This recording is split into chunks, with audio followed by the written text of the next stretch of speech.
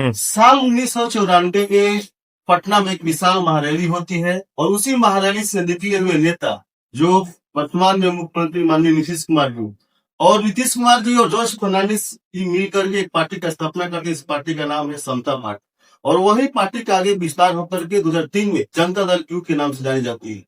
और माननीय मुख्यमंत्री जी पिछले 21-22 सालों से बिहार की सत्ता में ही और बिहार जी उन्होंने सुशासन का मॉडल पूरे देश को दिया। और अभी आप जानते हैं कि राज्यसभा का चुनाव हुआ और उसी चुनाव पे ये पोलिंग एजेंट थे हमारे माननीय विधायक वशिष्ठ सिंह जी।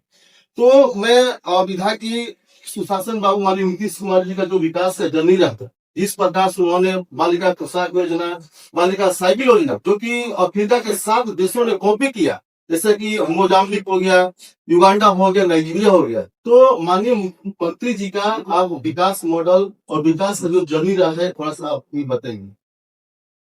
माननीय मुख्यमंत्री जी को बिहार में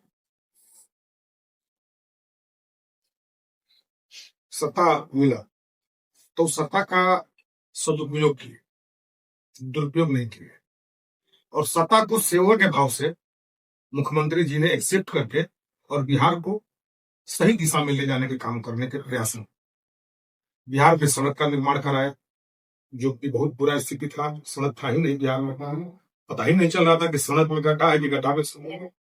इसके बाद अस्पताल की स्थिति बहुत बुरा था, अस्पताल में सुधार कराया।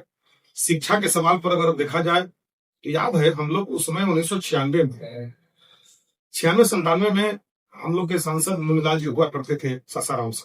जब उनके साथ हम लोग क्षेत्र में जाते थे तो हर गांव का डिमांड होता था कि सर विद्यालय में कमरा नहीं है और बच्चों की संख्या 400 है और मात्र एक ही कमरा, 2 रूम बनवा दिया था। तो मुख्यमंत्री जी को सत्ता मिलने के बाद उन्होंने कहा कि सांसद और विधायक के फंड से विद्यालय के निर्माण में लगाने की जरूरत नहीं है, सरकार ने इसकी पूरी भरपूर व्यवस्था कर रही है और बिहार सरकार ने सभी विद्यालयों एक शिक्षा के मंदिर के रूप में निर्माण कराएगी और सभी विद्यालय को भवन दिया, फिर शिक्षा की बहाली किया और शिक्षा में सुधार हुआ।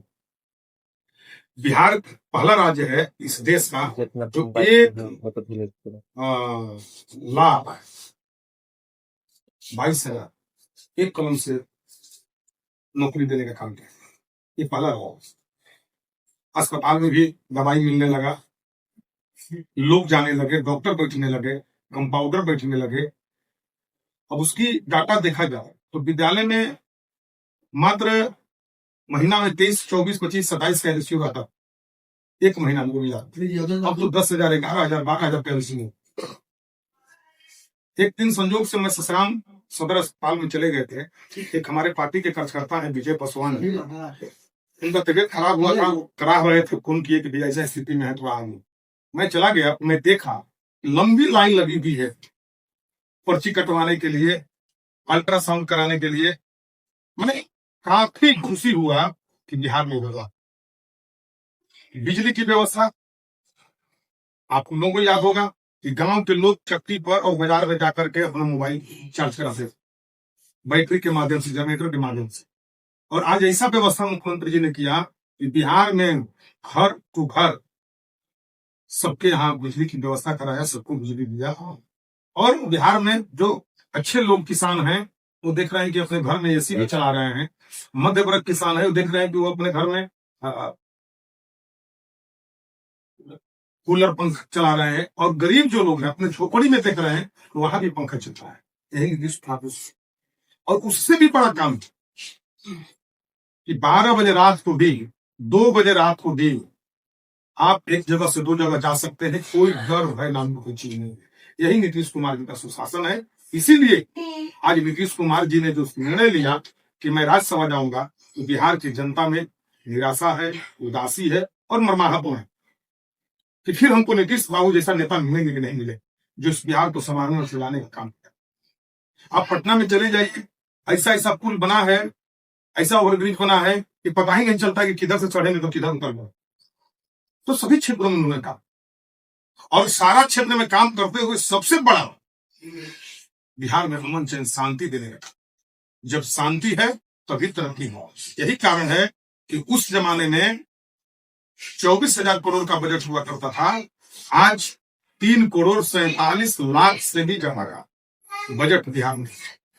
सर जैसा कि आपने बोला कि माननीय मुख्यमंत्री जी जो अब राज्यसभा सांसद ये बन गए हैं, तो ये नारा था 2025 के विधानसभा चुनाव में कि 25 से 30 फिर से नीतीश चलेगा। तो आखिर कौन से ऐसी मजबूरी है कि माननीय मुख्यमंत्री जी अब सत्ता छोड़ रहे हैं? देखिए, कोई मजबूरी नहीं है सर, एक मिनट, कोई मेरी बात सुनिए। तो भावनाएं सुनिए, कोई मजबूरी नहीं है।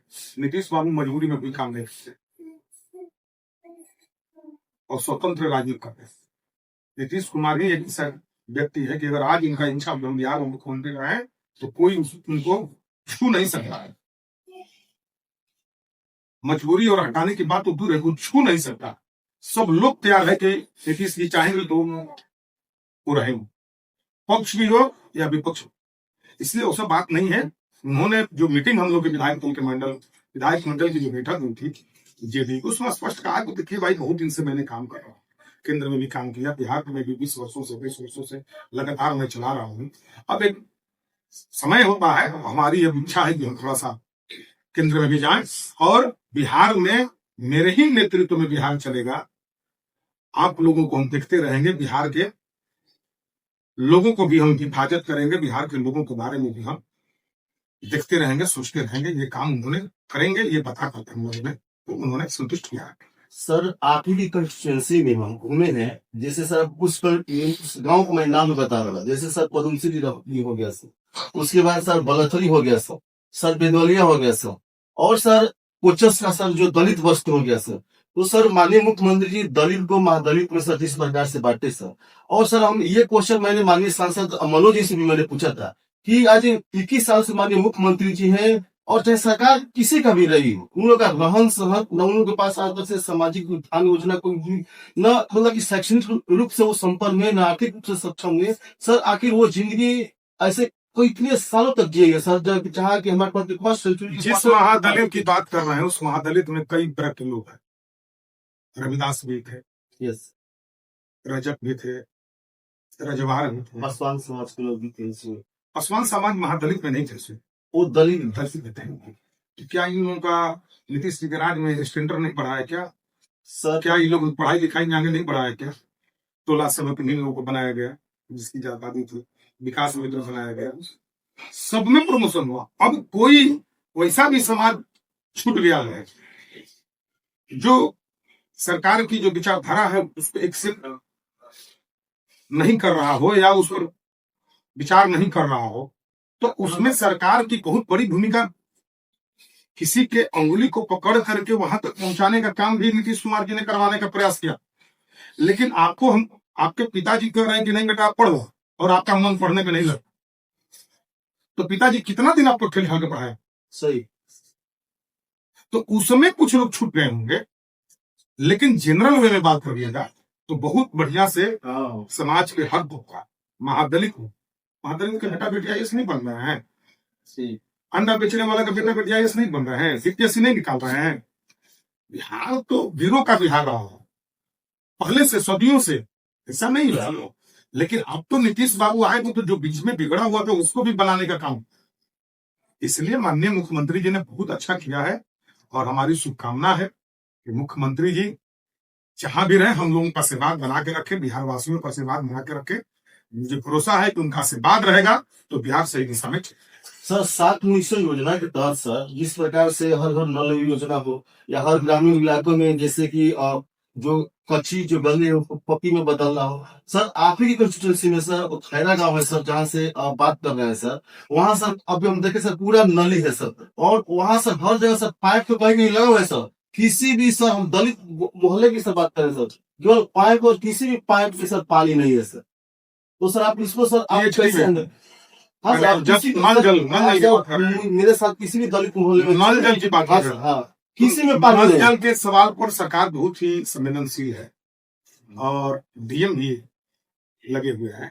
अब सवाल है कि कुछ लोग पाइप को तोड़ भी दे रहा हो, तो यथाशीघ्र हो सकता है कि वहां पर सिस्टम लागू नहीं हो कि मैंने जल्दी नहीं बनता हो, तो ये कंप्लेन जब करेगा लोग, उसका भी पीएचडी में सब रूल है, एसडीओ है, जेई है, कोई कंप्लेन करेगा तो बनेगा। नहीं कर सकते। और सर आप उसका भी एक नंबर भी सरकार ने इशू किया है कि आप इस नंबर पर फोन करिए, तुरंत उसमें जाकर के काम लगेगा। देखिए, ये सच्चाई है। मुख्यमंत्री जी को सोच समझ के ना अति पिछड़ा को आरक्षण दिया था, दलित को आरक्षण दिया था, पंचायत प्रतिनिधि बनाया था। क्या उस समय उन मुख्यमंत्री से पहले क्या पासवान का बेटा, रविदास का बेटा बिहार जिला के चेयरमैन होते थे? जिला मुखिया एकल पद का आरक्षण था? नहीं था। कौन दिया? नीतीश बाबू को। तो उन सभी जो जनप्रतिनिधि हैं उस वर्ग के, उनका भी दायित्व बनता है कि जाकर के जब चीज गड़बड़ है उसको ठीक करा। हम समाज से भी है, केवल इसलिए कि वोट लेकर के आराम से सो जाए नहीं, मेरा भी कर्तव्य है कि जो जनता की समस्या आ गई उसका निदान हो। तो कुछ हर अगर जनप्रतिनिधि और हर समाज सेवी अगर अपने दायित्व का निर्वहन करें तो मैं समझता हूं कि बहुत समस्या का समाधान निचले स्तर पर होगा। लेकिन कर नहीं पाते हैं, कुछ लोग करते हैं, कुछ लोग नहीं भी करते, अपने दायित्व का निर्वहन नहीं कर पाते हैं। जो आपका कर्तव्य है उसका अनुपालन नहीं कर पाता। समाजसेवी भी, समाजसेवी का क्या काम है? जनप्रतिनिधि का विशेष काम है, समाजसेवी का भी काम है कि अगर हम गांव में हैं, हम समाज का सेवा करते हैं, कोई बात आया तो इसको तुरंत हम अधिकारी को बोले, कहें। ये लोकतंत्र में तो अधिकार है ना।